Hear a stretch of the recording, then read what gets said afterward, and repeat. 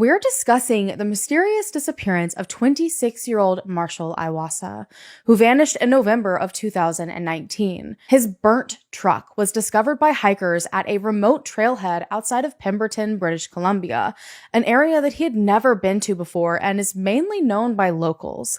Now, despite the unusual circumstances, authorities have treated his disappearance simply as that, a disappearance.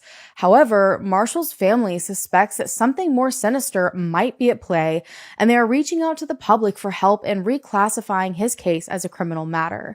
Marshall was born on January 3rd, 1993 in Lethbridge, Alberta, to his mother, Tammy.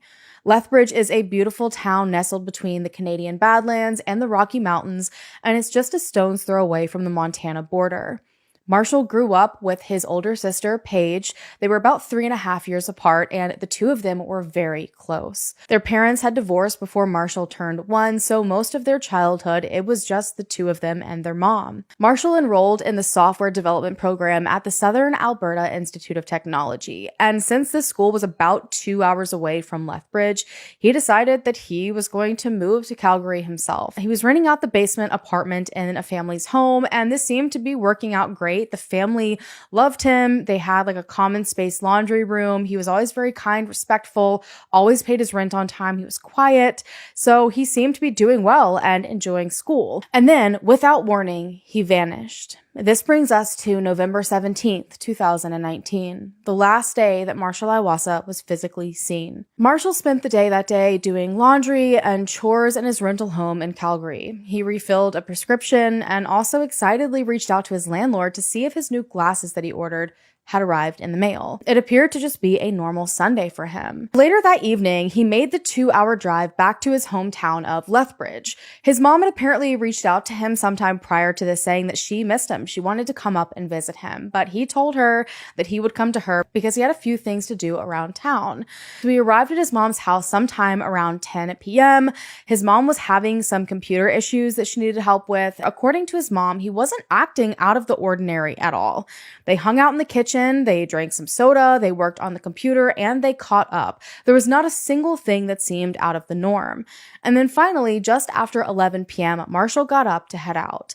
Now, being so late, his mom suggested that he just stay the night at this point, but Marshall insisted.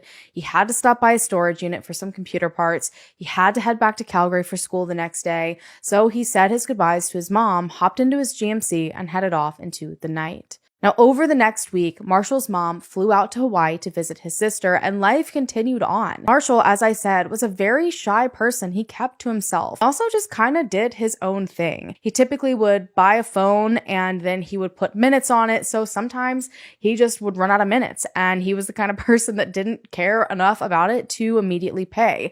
So there were times where family couldn't reach him for a week. Sometimes he would be out of touch with people for a few months. November 23rd, 2019, 6 days after Marshall had visited Lethbridge, hikers were attempting to make their way up to the Brian Waddington hut.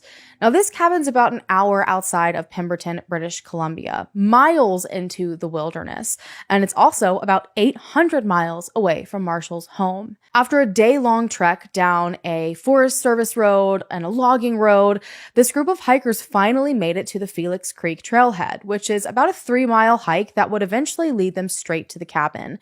But in the middle of the road, with all of the doors wide open, sat Marshall's truck burnt to a crisp. The tires had been blown and melted, the glass had melted, the seats were gone, and thrown in an area yards from the truck was a trail of someone's personal belongings. There were boxes and bags, tons of clothing, shells for a PlayStation and an Xbox gaming console. There was an expired passport, 3 smashed phones, a smashed laptop, and Marshall's ID, along with dozens of other things. By the first time authorities met with his mom face to face, they suggested that they believed he took his own life. Now, his family didn't totally disregard this as a possibility. They have kept such an open mind throughout all of this, but they also just didn't think that this was the most likely scenario. If Marshall had decided to do this, why wasn't his body found with a car or somewhere close by? That would mean that he drove himself 800 miles away, for some reason threw all of his belongings out of the car, torched his car, and then what? Walked into the wilderness and somehow ended his own life? You can see why his family wasn't completely convinced. On top of that, it just didn't feel like a thorough investigation had been done to rule out other possibilities. They hadn't even done a fire investigation on Marshall's truck to see if the fire was arson or due to some sort of mechanical or electrical issue. So how could they be so sure that this was as simple as they were trying to make it?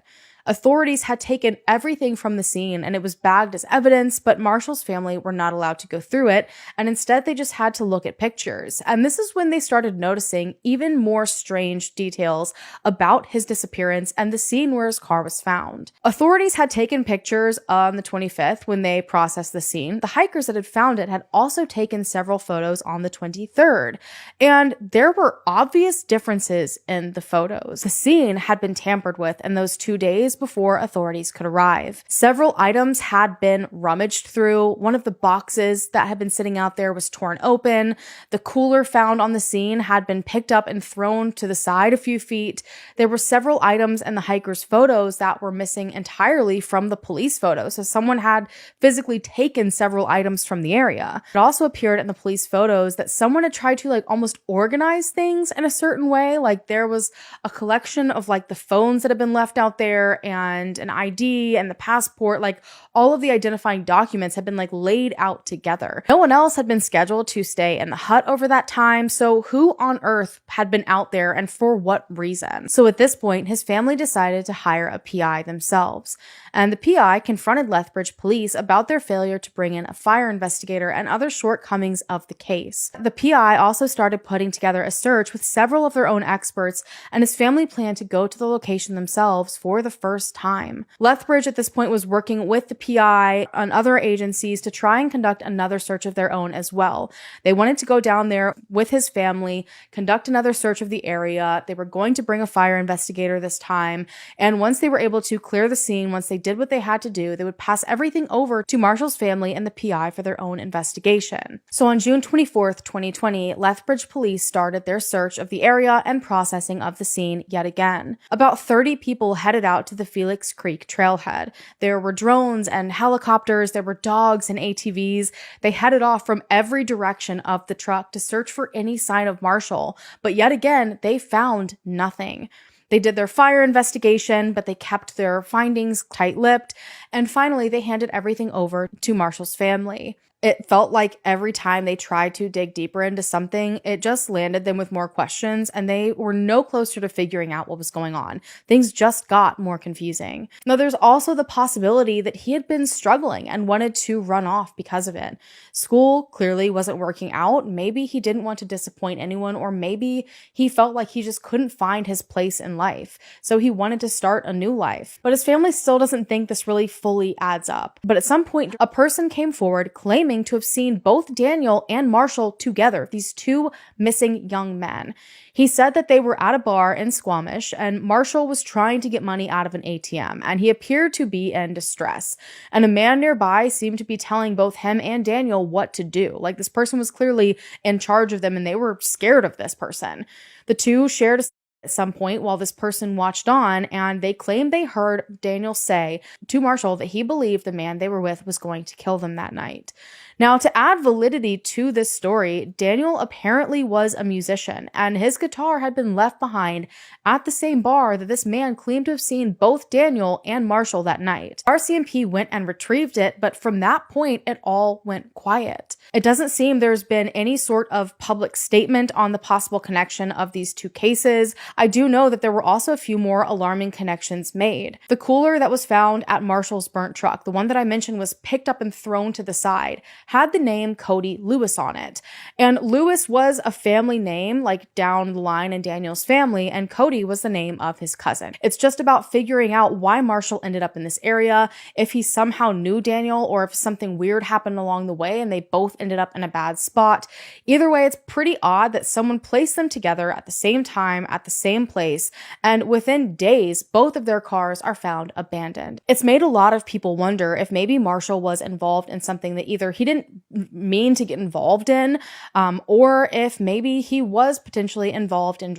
One of the first things that I'd even considered was maybe there were or something stashed in that storage unit. But once I heard that he hadn't even been there since August and his family said that they personally had no knowledge of him being involved in, I feel like that's not likely the scenario. I can't imagine what it's been like for his family to go this long having absolutely no answers. I will see you guys in my next video.